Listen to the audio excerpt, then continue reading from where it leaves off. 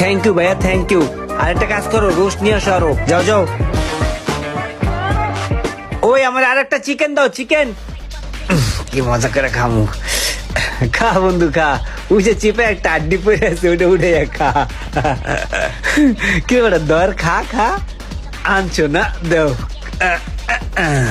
এই শুনো, আর একটা চুই জাল দিও, চুই জাল, চুই।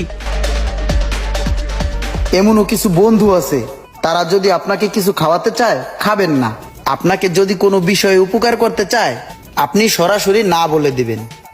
আর যদি সেই বন্ধুর দেয়া কোনো অখাদ্য আপনি গিলে ফেলেন, সেই ভুলের মাসুল আপনি সারা জীবনও শেষ করতে পারবেন না, সে আপনাকে জ্বালাবে।